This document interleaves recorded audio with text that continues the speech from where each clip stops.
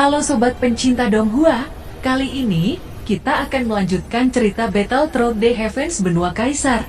Cerita dan video ini diambil dari channel Nobarta. Tanpa banyak basa-basi, mari kita simak alur ceritanya. Melanjutkan dari cerita sebelumnya, pada saat ini kelompok Xiaoyan menyelusuri kedalaman danau. Di bawah kepemimpinan Kilin kecil mereka menemukan area teleportasi. Kilin kecil memberi isyarat untuk memasuki area teleportasi. Ketika kelompok Xiaoyan keluar dari area teleportasi, mereka dikejutkan dengan harta di depan mereka. Semua orang saling memandang dan melihat sekeliling. Mereka seakan tidak percaya apa yang mereka lihat. Banyak bahan ramuan langka di sini, bahkan terdapat banyak senjata dan keterampilan bertarung. Apakah kita sekarang berada di surga? Ucap Xiaozan tidak percaya saat melihat tumpukan harta-harta langka di depannya. Tetap waspada. Tempat ini seperti ada pemiliknya. Saya tidak tahu kenapa ada tempat seperti ini di dasar danau. Ucap Xiaoyan. Seluruh kelompok Xiaoyan mengamati ruang sekitar. Memang benar tempat ini tersusun rapi seolah-olah ada yang menata tempat ini. Setelah beberapa saat tiba-tiba tanah di sekitar mulai bergetar. Melihat situasi ini, seluruh kelompok Xiaoyan mengamati sekelilingnya. Apa yang sebenarnya terjadi? Tanya Nan Erming. Semuanya tetap berkumpul. Jangan biarkan diri kalian terpisah, ucap Xiaoyan. Setelah guncangan hebat, tiba-tiba sosok tinggi muncul di depan mata semua orang. Sosok itu memandang King Moer dan Kilin kecil. Hahaha, kalian jangan takut. Nama saya Feng Lingzi. Saya berasal dari ras iblis yang jatuh saat bencana kuno. Saya hanyalah jejak jiwa yang tersisa, ucap sosok itu yang ternyata bernama Feng Lingzi. Senior, dapatkah Anda memberitahu kami tentang bencana kuno? Ucap Xiaoyan. Ada berapa banyak Dodi bintang 9 di dunia ini? Tanya Feng Lingzi. Hanya satu, itu adalah ras iblis, dan kami memanggilnya leluhur. Ucap King Moer tiba-tiba menjawab. Apakah itu yang selamat dari bencana kuno atau yang baru dipromosikan? Tanya Feng Lingzi. Menurut catatan keluarga iblis darahku, tidak ada yang dipromosikan menjadi petarung bintang 9 setelah bencana kuno. Ucap King Moer. Ekspresi Feng Lingzi tiba-tiba menjadi khusyuk. Dia menatap King Moer dengan cara yang aneh, dan kemudian tertawa setelah beberapa saat. Saya merasa bahwa gadis ini berasal dari ras iblis. Apakah saya benar? Ucap Feng Lingzi. Dia adalah saudara perempuan dari Kaisar Iblis saat ini. Ucap Xiaoyan. Oh, ternyata dia saudara dari Kaisar Iblis. Saya menghormati saudari dari Kaisar Iblis. Tetapi bagaimana Anda bisa bertemu dengan sekelompok manusia? Ucap Feng Lingzi. Ziying agak ragu-ragu saat menunjuk Xiaoyan dan berkata, dia adalah suaminya, ucap Ziying. Mata Feng Lingzi langsung melebar. Dia berbalik untuk melihat Xiaoyan dengan sangat dalam. Dia dapat merasakan fluktuasi aneh di dalam tubuh Xiaoyan. Samar-samar dia merasakan bahwa ada darah iblis yang tertanam di tubuhnya. Hal yang mengejutkannya bahwa darah Xiaoyan jauh lebih kuat dari ras iblis biasa. Benar saja, orang ini sungguh tidak sederhana. Ucap Feng Lingzi. Kaisar, tolong jangan rendah hati. Saya harap Kaisar tidak ragu untuk memberikan nasihat kepada kami, ucap Xiaoyan. Feng Lingzi mengangguk puas dengan Xiaoyan. Kalau begitu, orang tua ini akan membagikan pengalaman dengan Anda. Seperti yang saya harapkan, masih ada rahasia yang tidak diketahui di balik bencana itu, ucap Feng Lingzi. Rahasia di balik bencana kuno, ucap kelompok Xiaoyan. Seharusnya sudah bisa ditebak sejak lama. Pada saat kematian saya diberitahu bahwa hampir semua Dodi bintang 9 terbunuh. Dan saya pikir itu luar biasa. Tapi saya hampir mengerti sekarang siapa yang bisa melakukan itu, ucap Feng Lingzi. Jadi apa itu? Tanya semua orang dengan penuh ingin tahu. Siapa yang bisa membunuh semua Dodi bintang 9? Semua orang punya spekulasi di hati mereka. Feng Lingzi tiba-tiba menoleh ke Kilin kecil saat berkata, sebenarnya aku tidak ingin berbicara terlalu banyak tentang masalah ini. Namun karena makhluk kecil ini mengikuti Anda, Biarkan saya memberitahu Anda tentang itu. Ketika saya bertemu makhluk ini pada saat itu, saya baru saja menerobos Dodi bintang 5. Meskipun makhluk ini adalah anak kecil, itu lebih kuat dari saya. Dia adalah Dodi bintang 5 tahap menengah di waktu itu. Sejak itu kita hidup dalam kehidupan satu sama lain, dan telah mengalami banyak nyawa dan kematian dalam tahun-tahun panjang kita. Kemudian ketika saya mencapai Dodi bintang 9 tahap menengah, makhluk itu juga merupakan puncak dari 8 bintang. Dengan kekuatan kita, saya pikir kita bisa bertahan selamanya. Tetapi saya tidak mengharapkan bencana dalam malapetaka itu, bahkan Dodi bintang 9 tak terhindarkan. Apalagi puncak 8 bintang. Setelah perang dunia, saya terluka parah dan sekarang juga menderita luka fatal. Saya mencoba segalanya untuk melarikan diri di sini dengan kilin kecil. Saya menghabiskan waktu di sini hanya ingin membuatnya hidup, ucap Feng Linzi. Membiarkannya hidup, Anda bahkan tidak bisa menyelamatkan diri. Bagaimana Anda bisa menyelamatkan kilin kecil yang ada di ambang kematian bisa bertahan hidup? Tanya Xiaoyan.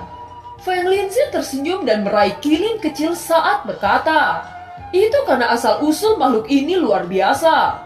Ini bukan World of Warcraft biasa, tetapi binatang surgawi peliharaan dewa, ucap Feng Linzi. Meski kelompok Xiaoyan belum pernah bertemu dengan binatang surgawi sebelumnya, tetapi semua tahu bahwa binatang surgawi sangat langka di benua Dodi. Feng Linzi tersenyum dan melanjutkan, ya, binatang surgawi. Kelompok ini bukan milik benua Dodi, tetapi berasal dari langit berbintang misterius di luar wilayah, dan darahnya sangat mulia, ucap Feng Linzi. Kilin kecil sebenarnya berasal dari langit berbintang misterius di luar benua. Semua orang saling memandang dengan ekspresi tertegun.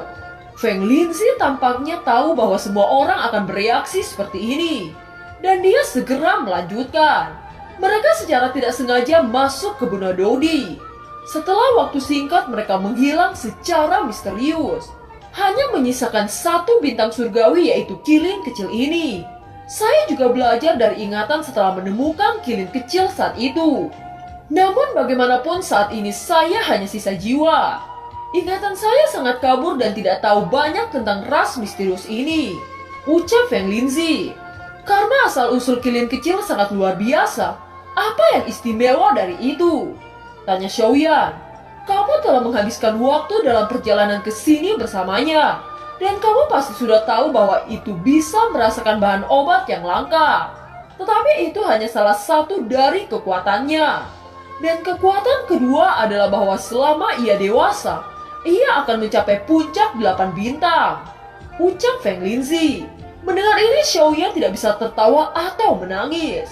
Mencapai bintang 8 hanya dengan tubuh dewasa. Orang-orang di benua-benua adalah pekerja keras dan hanya sedikit yang bisa mencapai Dodi bintang 8. Namun makhluk kecil ini hanya dengan makan dan minum bisa mencapai Dodi bintang 8. Bukankah garis keturunan ini terlalu menakutkan? Pada saat ini Xiaoyan benar-benar tidak sabar untuk kembali dan membawa makhluk ini pulang.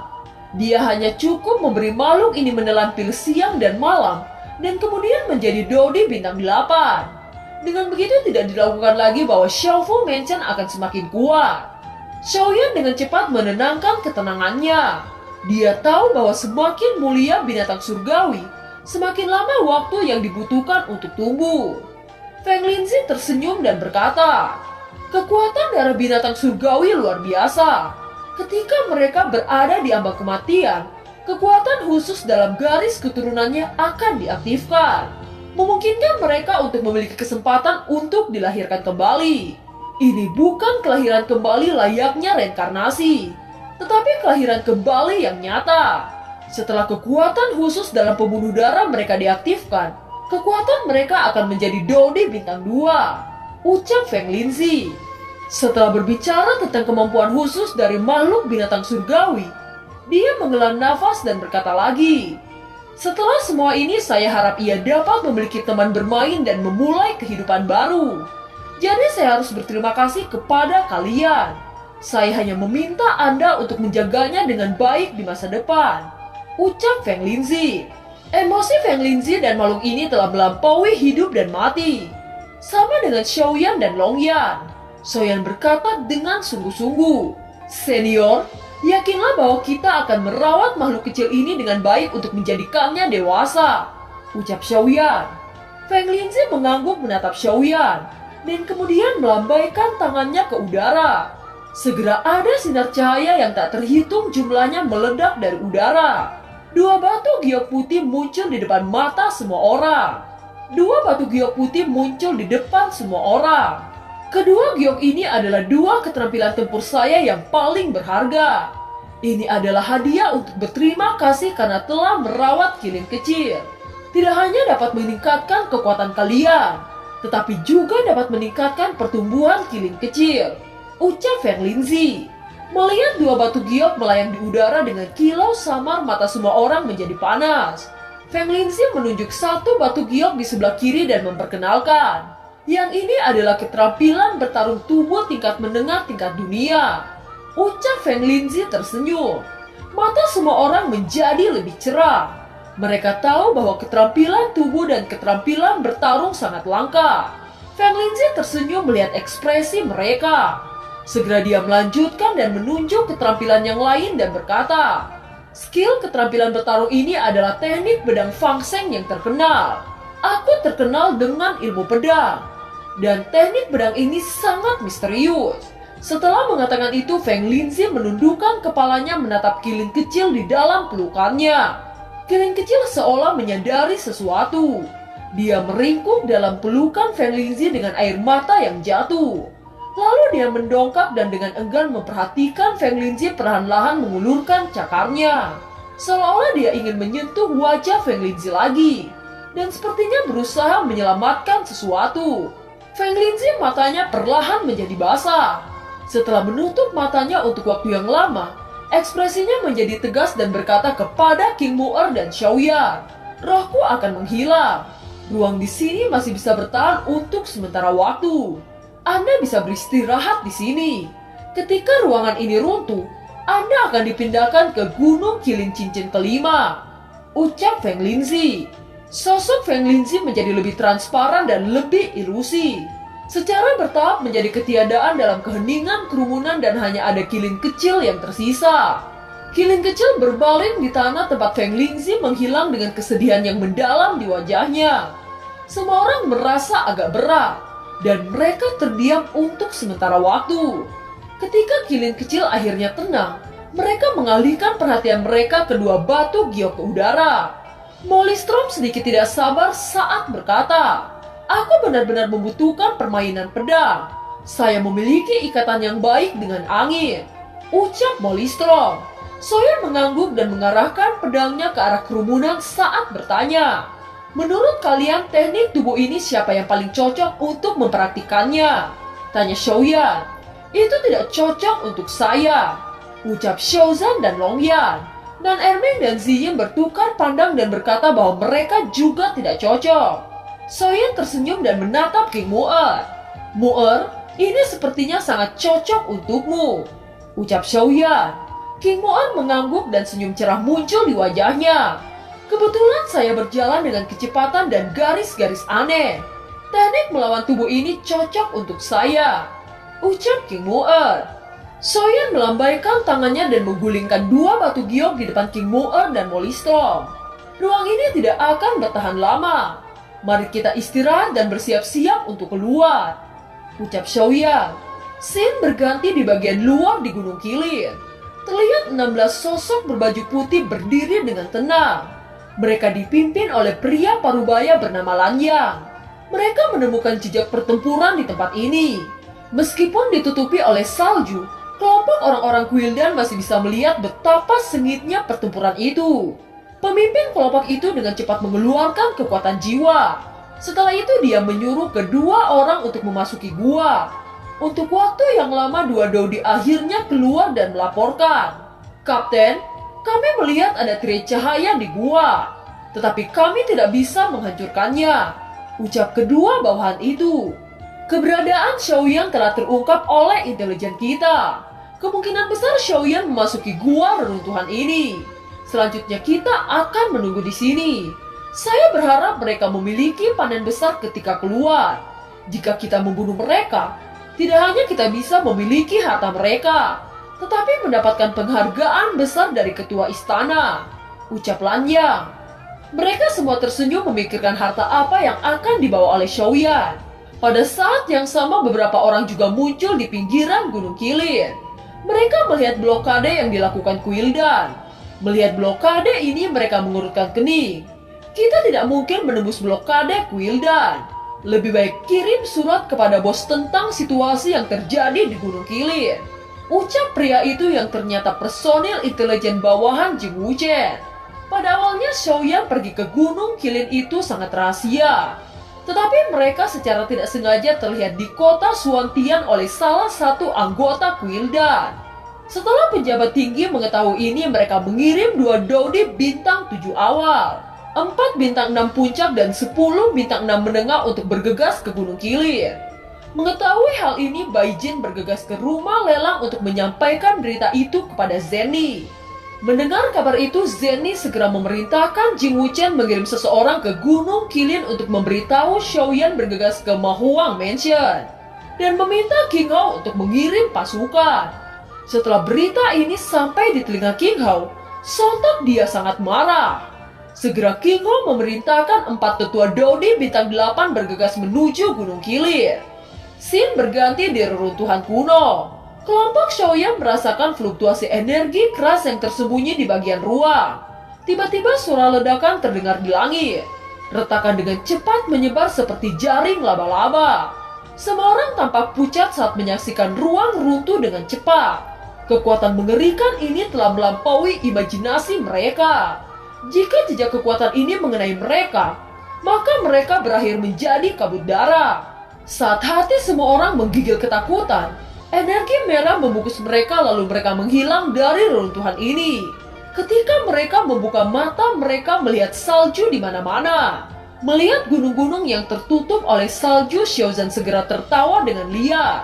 Hahaha, ini adalah puncak Gunung Qilin. Kita akhirnya keluar, ucap Xiaozan. Namun ketika mereka melihat ke arah kejauhan, mereka merasakan ada 16 fluktuasi di langit. 10 diantaranya adalah bintang 6 menengah, 4 bintang 6 puncak, dan ada 2 orang yang sangat kuat. Kemungkinan besar bintang 7 dengan kekuatan jiwa yang luar biasa. Mata Xiaoyan penuh dengan kekhawatiran. Ini sangat aneh. Kenapa Dodi yang mencapai prestasi seperti itu muncul di tempat ini? Apa mereka datang untuk menyergap kita? Saya yakin keberangkatan kita sangat tertutup, ucap Xiaoyan. Tetapi ketika kelompok Xiaoyan melihat lambang Kuildan, ekspresi mereka seketika berubah. Bagaimana mungkin Kuildan mengetahui kita berada di sini? Ucap Xiaoyan. Kamu adalah Xiaoyan? Ucap Lang Yan bertanya dengan nada dingin. 15 Dodi di belakang Lang Yan semuanya sudah siap. Xiaoyan hanya menatapnya dan tidak menjawab. Bocah, karena Anda berani melawan Kuildan kami, sudah dipastikan bahwa hidupmu akan berakhir di tangan Kuildan kami, ucap Lang Yan. Xiaoyan dengan ekspresi acuh tak acuh berkata, tidak ada dari kalian yang memenuhi syarat untuk membunuh saya di sini, ucap Xiaoyan. Sungguh lidah yang sombong.